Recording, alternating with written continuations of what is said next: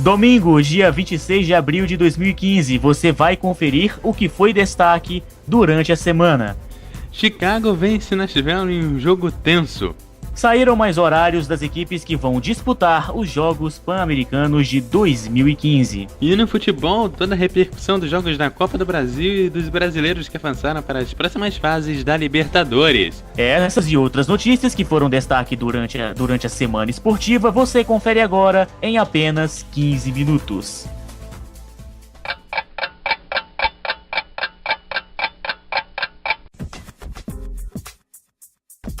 Glauberson, vamos abrir aqui o programa. Quero saber o seguinte, você já tentou fazer uma grade de programação? Uma grade de programação? Não. Porque assim, aqui no Gelo, jogo pela NHL, nós tivemos o jogo entre Nashville e Chicago, que provavelmente, se você fosse um executivo da emissora, seria o seu pior pesadelo. Após o Nashville abrir o placar e o Chicago empatar ainda no primeiro período, o Nashville abriu vantagem no segundo e Chicago empatou em 2-2 no terceiro e o jogo foi para prorrogação. Vale lembrar que no hockey os tempos de prorrogação são dados de acordo com a necessidade, ou seja, um por vez, e cada período de prorrogação tem o mesmo dos tempos regulamentares, 20 minutos. Na prorrogação os jogadores acharam que tinham, assim, todo o tempo do mundo, que as emissoras não tinham mais nada pra passar, e aí resolveram ficar no 0-0. Aberto o segundo tempo extra, eles falaram, não, deixa, vamos ficar aí no 0-0, tamo de boa. Então, mas no fim das contas, mesmo empatado em 2-2, no terceiro período os caras não aguentaram mais ficar sobre o gelo e acabou o Chicago fazendo o gol que decidiu a partida. Glauberson, eu não queria estar na sua pele, você sendo o executivo desta emissora. É verdade, viu? Mas tem um detalhe, eu não ia poder cortar a transmissão, né? Porque assim como no Brasil, como existe aquelas prorrogações de futebol, né? Em que acabam se prolongando, né? Em que a partida termina no 0-0, aí vai pros pênaltis. Sabe qual é o resultado disso? Programas atrasados, né? No hockey, assim como no futebol, teve muita retranca por parte das duas equipes, né? Muitas brigas, até que eu acho que o Chicago ele conseguiu abrir uma pequena brecha e fez o gol que decidiu a partida. Pro alívio do executivo, que eu acho que o executivo deveria estar dizendo assim, poxa, graças a Deus que o Chicago fez o gol, tenho que passar as outras programações. E só por um detalhe, o jogo que deveria durar 2h30 durou quase 5, assim. Pouca diferença, né? Quase um outro jogo.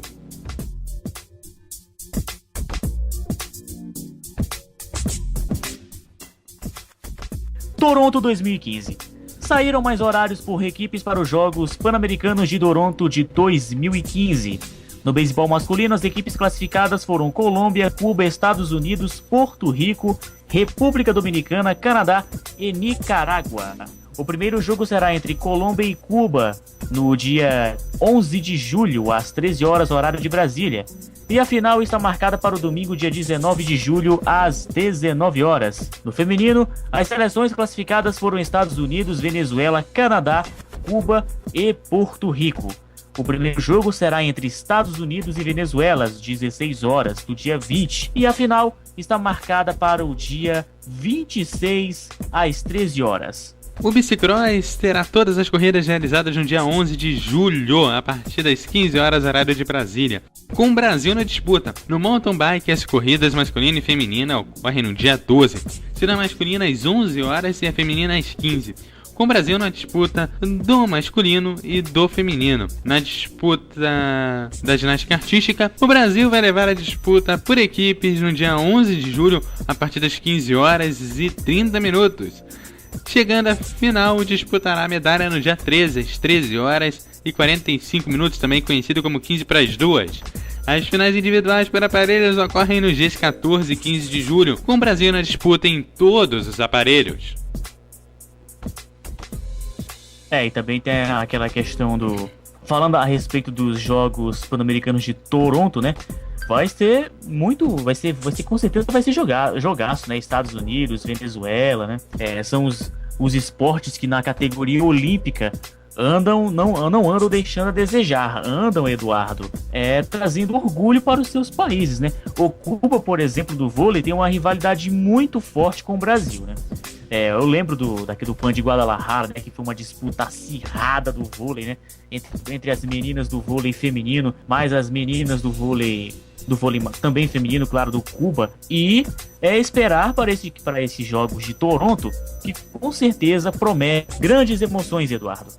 Com certeza, grandes emoções, assim como no surf, o esporte que vem trazendo orgulho para o Brasil de uns tempos pra cá. E o Adriano Souza, o Mineirinho, tem começado a temporada espetacular na WSL, Liga Mundial de Surf. A arrancada do surfista do Guarujá já supera o início da campanha de Gabriel Medina no ano passado, quando se tornou o primeiro brasileiro campeão mundial de surf. Se comparado os resultados dos dois surfistas nas 3 primeiras etapas da WSL, todas na Austrália, Mineirinho leva vantagem sobre Medina. No ano passado, Medina foi campeão em Gold Coast, caiu nas quartas de final em Margaret River e foi eliminado na 5ª rodada em Bells Beach, somando 19.200 pontos.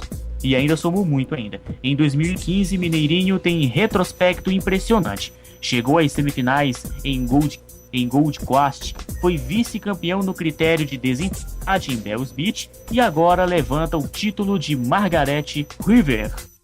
Se no futebol o Brasil anda deixando a desejar, pelo menos no surf e em outras modalidades olímpicas, o Brasil anda dando orgulho para o seu povo. É verdade, não é, Eduardo?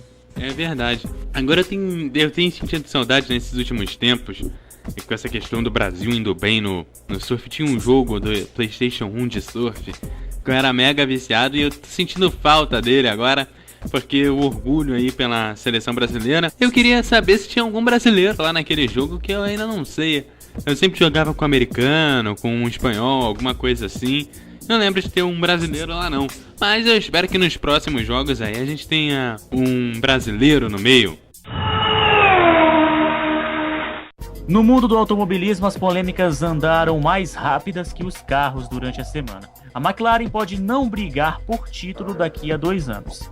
Pelo menos é o que acredita Eric Bauer, que não vê a equipe da McLaren disputando o título mundial antes de 2017. Bauer disse em entrevista ao New York Times que, apesar da dificuldade na parceria entre a McLaren e a Honda, a nova fornecedora de motores da equipe, o chefe Ron Dennis, mantém o apoio ao seu trabalho. O francês declara que Ron sabe o que já fiz e também o que estamos fazendo com a Honda. Estou forçando a Honda bastante. Ron me dá apoio, tanto quanto me cobra.